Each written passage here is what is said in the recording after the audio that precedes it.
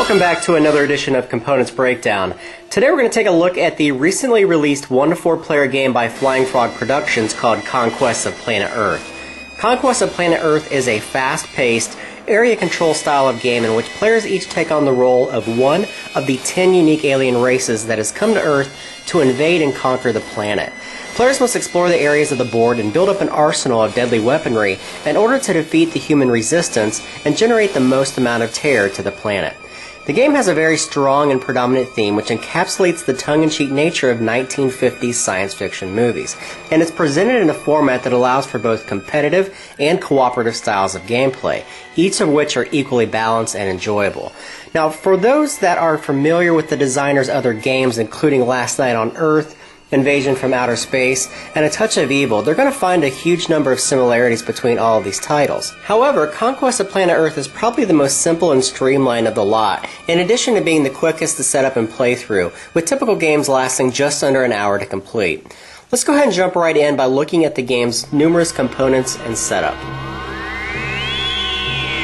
In this video, we're going to take a look at only the competitive side of the game's two main play styles, although I will discuss the cooperative game very briefly in the final portion of this review. And we'll start off with a game board, which is not a single piece, but rather a set of board sections that are placed next to one another in order to form a complete game board. This essentially allows for different board arrangements to take place that are based upon the number of players participating, being a 1-player, 2-player, 3-player, or 4-player game. For the purposes of this review, a 2-player game will be used for the setup and rules explanations. Now, you may have noticed that the game board itself is somewhat plain. This is because the board is actually built over the course of the game by placing location cards into empty spaces as the players explore out from their individual landing sites, which are located in the center of the game board that is facing that player. Each game also utilizes a double-sided objective location card, which will be placed on the central space of the center game board section. This objective card is usually quite difficult for the players to conquer, but in return will provide them with a large amount of terror points should a player be able to do so. The gameplay in Conquest of Planet Earth is mostly determined and handled through a series of cards that will be utilized during different portions of the game. Each card type will need to be shuffled prior to the game start, and some sets of cards will not be used at all during the competitive game. So let's take a closer look at each of these different kinds of card types in a little more detail. First are the event cards. Each player will have a specific number of event cards in their hand, which will be determined throughout the course of the game by their alien's intelligence level. Event cards can be used at various points in the game for a variety of different purposes, most of which will benefit that player directly, but can also be used to actively try and sabotage other players' plans or simply slow down their progress. Unless cards are specifically marked play immediately, then the event cards will be taken into the player's hand and kept secret from other players until they wish to use that card's ability. Some event cards have a red text box at the bottom of the card, which is only used during the cooperative game and should largely be ignored during the standard competitive game which I'm now describing. Now, there are two main types of event cards in Conquest of Planet Earth. Those that have an action point cost and an orb that is located just below the card's image, and those that do not. Event cards with an action point cost must be paid for and therefore may only be played during that player's turn, while all other event cards can be played as reactionary styles of cards, essentially to be played at any given time unless specifically noted otherwise in that card's text. Second are the Space Stuff cards, which represent the cool alien gear, equipment, and allies that can be acquired and brought to bear against the humans in their plans for conquest. Space Stuff cards are more difficult to gain than event cards, but can provide powerful bonuses to your alien race when they are obtained and placed face up in front of you.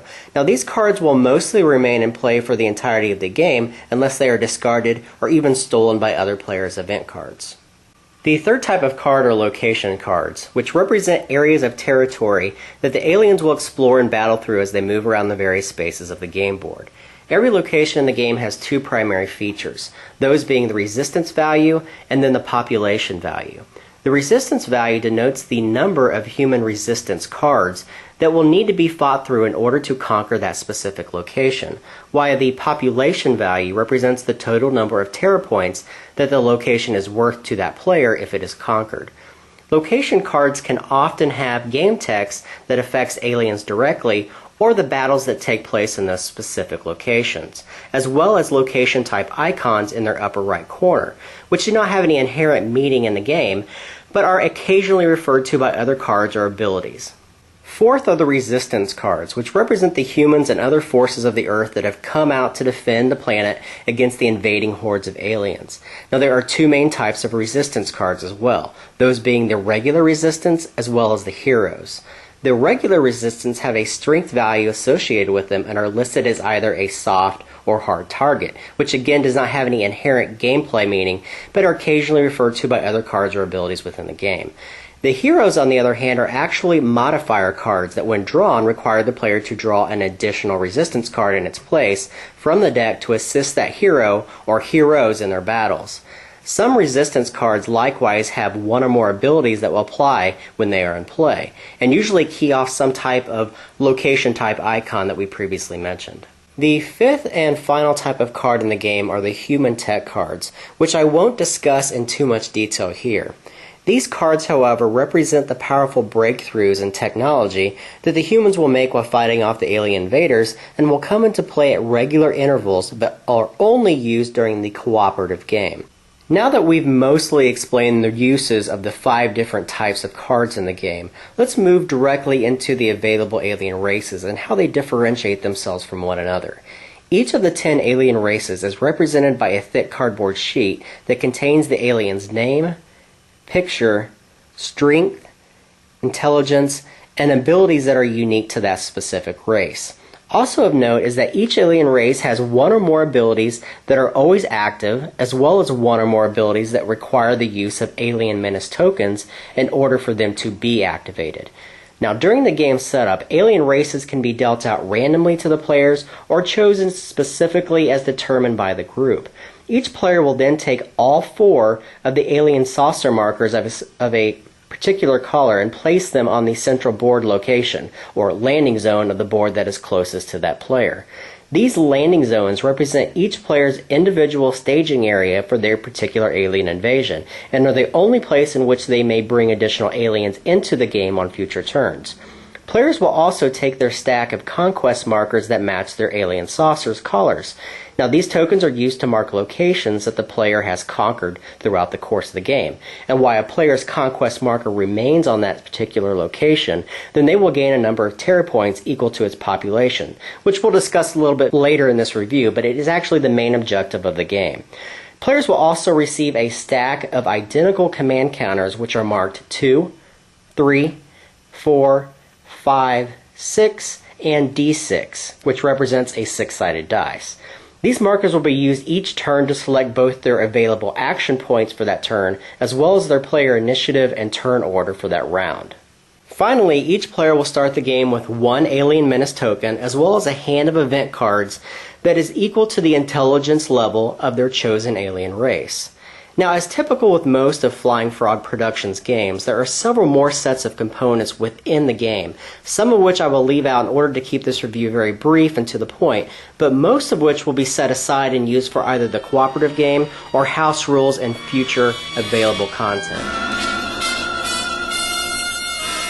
Conquest of Planet Earth is played over a number of game rounds until one player reaches 8 total terror points, as depicted by the locations on the game board that contain their player's conquest markers.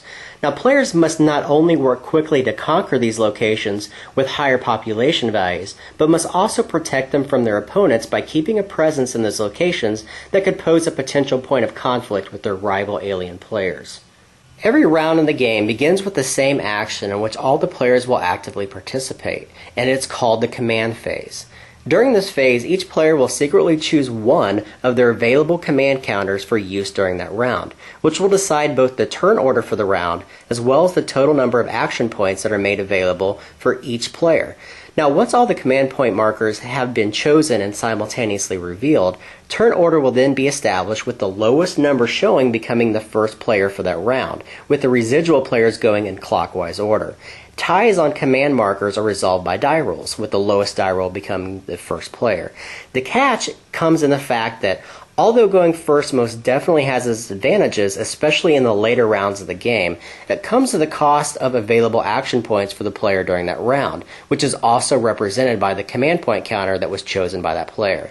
In this way, players must essentially choose from round to round how many action points they think they might need, because once they have chosen that specific numbered counter, it no longer becomes available to them, and they will not be able to choose that counter again until the only counter that remains in front of them is the D6 counter, which is actually the only counter that they're allowed to pull back into their hand after use. Once the command phase is complete, the players each get to take their turns in clockwise order, starting with the first player. Again, going first does have its advantages, most especially in the later rounds of the game, since it allows players the opportunity to play their cards first, conquer key locations in the game, and possibly even win the game before the other players get to take their turn during that round. Now, during a player's turn, there are 3 phases that take place in this order. There is the action phase, the battle phase, and then finally the draw phase. A player's turn always starts with their action phase, in which they will first ready any activated cards that they have in play that were used during the previous round, making them available again for this turn. Then they will spend their available action points for the turn to move their saucers, bring in reinforcements, and do other actions associated with the available cards that they might have in their hand. Now, there are several things that action points can be spent on, and any of these things can be done as many times as the player likes and in any order that the player so wishes to do so, as long as they have the available actions or action points to spend. Now, the first thing a player can do for one action point is to move one of their alien saucers to any adjacent space from which they currently occupy. However, if an alien saucer moves to an empty space, or to a location that has a resistance of 1 or higher and has not yet been conquered, or to a location that has an enemy player present, then the saucer's movement must immediately end and it may move no further during that turn. The second action that is available, also for one action point, is to land alien reinforcements. Now, throughout the course of the game, players will inevitably lose saucers in battles or even to very powerful event cards. So landing reinforcements allows a player to return a destroyed saucer to their individual landing site that they may utilize that saucer either that turn or in future turns. The third action allows the player to gain an Alien Menace token, but this one is at the cost of 2 action points per token. Again, Alien Menace tokens are the resource that are needed to unleash some of the more powerful and unique alien abilities of each of the alien races in the game. So collecting and then using these tokens at key points is important to make sure that players can overcome some of the more challenging obstacles and battles within the game. The fourth and final action a player can partake in is utilizing one of their event cards in hand that requires an X amount of action points. Again, these costs are listed in the orb that is just below the card's image. Once the active player is finished spending their available action points for the turn, they may then begin the battle phase. Now, during the battle phase, the active player gets to explore the empty spaces that their alien saucers have moved into during their turn and engage in battles in order to try and conquer these locations. If multiple locations require confrontations at the same time, then those battles can take place in any order that the player so wishes. Now, if a saucer has moved into an empty space on the board, then a location card is randomly drawn from the top of the deck and placed into that space. Now, as previously mentioned, if the saucer has moved into an existing location that has a resistance level of 1 or higher and has not yet been conquered, or has moved into a location with enemy saucers, then a battle will also occur in those locations as well. And we'll get to battles in just a few brief moments. After all the battles have been resolved, then the final phase that takes place for the player is called the draw phase. It is during this time that they may discard up to 1 event from their hand and then draw new event cards from the deck to refill their hand back up to their alien race's intelligence level. Once a player's turn is complete, then play is simply passed in clockwise order to the next available player. Let's go ahead and jump right into battles. Battles are one of the key elements and really the driving force in Conquest of Planet Earth, and players must continually be aggressive in their attempts to defeat the human resistance, as well as fend off other players encroaching upon their conquered locations on the game board. On a whole, though, battles are simple enough affairs to understand mechanically and take up very little time in resolving. Battles work something like this. When the active player reaches or explores a location on the game board that has a resistance level of 1 or higher, The player must resolve that many rounds of combat with the humans, with each resistance level representing an individual round of combat. As an example, let's talk about this. If the player's alien saucers attacked a city location with a resistance value of 3, then the battle would involve 3 separate and sequential fights, each of which needs to be resolved individually of one another. Now, to resolve a fight, the active player will draw a resistance card from the top of the deck and lay it face up in front of him on the table. Again, as I previously mentioned, there are 2 types of resistance cards in the deck: the regular resistance and then the heroes. If a regular resistance card is drawn, then the players will then skip directly to the fight's resolution stage. However, if a hero is drawn, then the player will immediately draw an additional resistance card for that hero to assist. If another hero card is drawn instead, then the player simply keeps drawing cards until a regular resistant card shows up. In this way, if several heroes are drawn in a row for a single fight, then the human resistance could be quite deadly to the alien player. Once the resistance cards have been drawn and finalized for the fight, then the alien player will then add up the individual strength values for his alien saucers at that location, in which each alien saucer has a strength that is equal to the strength value listed on their alien race sheets. This number will then be compared to the strength value of all the participating resistance and hero cards who also occupy that location, making sure to add any bonuses for both sides that come from the game text of the location or from specific advantages for particular types of locations, as well as any hard or soft targets that get bonuses. Next, both the alien player and the resistance player should each roll a single die to add to their combined strength values. These dice are called fight dice, and whichever side has the higher combination of strength totals after rolling and adding the dice values will win the fight, with ties resulting in a push in which no one wins. Now, if either of the 2 sides rolls a natural 6 on their fight dice, then that is considered what is known as a crushing victory, in which case all other strength values and modifiers are completely ignored in favor of the side that rolled the 6, or the crushing victory. Now, by adding this simple element to the game, it's always possible to win or lose a fight at any given moment, even if there are overwhelming odds on either of the 2 sides. To resolve the fight, players will first need to check which side actually won. If the aliens won the fight round, then the resistance cards that were defeated are discarded along with any heroes that were likewise helping it. After which, the aliens will now draw and fight the next set of resistance cards, assuming that of course there are more resistance to be fought at that location. If all the resistance at the location have been defeated, then the battle is won, and the alien player will place one of their conquest markers of their color on that location to denote that it's now been conquered. And as I previously mentioned, while that conquest marker remains on that location, that player gains terror points equal to the location's population value, with the overall goal being to collect 8 total. However, if the resistance won the fight round, then the active player must destroy or remove one of their alien saucers from that location and return it to their pool. If there are still aliens left at the location, the player may start a new fight round against the current resistance that's located there at that time, but of course with reduced odds due to losing the strength from their freshly removed alien saucer.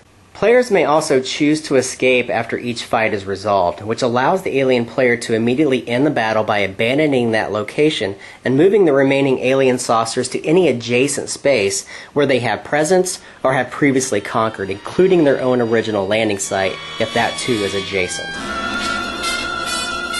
Now, there are several other minor details that I've omitted from this review, including such things as resistance counters and Captain Fantastic, as well as the cooperative, single-player, and team game aspects of play, especially the teaching portions of those different game modes. What gamers really need to come away with more than anything, though, despite these omissions, is just how well the gameplay holds up throughout all the game's various modes of play, all of which I have now had the opportunity to sit down and enjoy.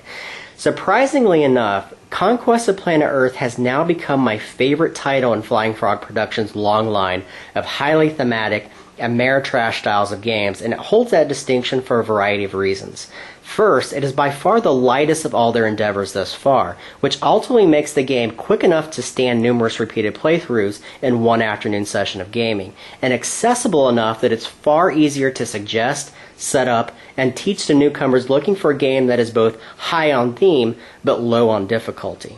Second, Conquest of Planet Earth has refined and better yet simplified the tried and true style of gameplay found in almost all of the designers' other titles by stripping away the game of some of the heavier battle mechanics and rules and replacing them with a much more streamlined approach that is not only quicker to resolve but far more enjoyable to play. Finally, each individual mode of play, including the solo, cooperative, and competitive games, are each incredibly well defined, balanced, and most importantly fun to play, none of which at all feel tacked on or created as an afterthought to the game's original design, which makes it far more versatile and encompassing of a game than any of the other games previously mentioned.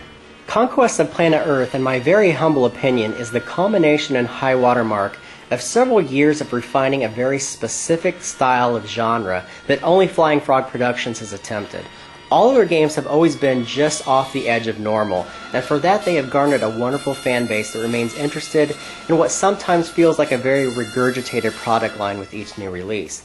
Now, although Conquest of Planet Earth does fall somewhat in that same category by carrying a large number of similarities with each of those other games, it does distinguish itself enough to create an extremely inviting and charming game that should be played and will be played by my group far more than any of their other previous releases. And the reason we feel this way about this game particularly is because it feels more like a natural competitive style of game where each player essentially has the same set of tools by which to work from, creating a more natural balance within the game structure, which is very different than any of their other previous released games, which is very important to us because any game that relies heavily on dice needs to have as much continuity and even ground as possible between all the participating players. So that is Conquest of Planet Earth. I am Jeremy Salinas, and thank you very much for watching.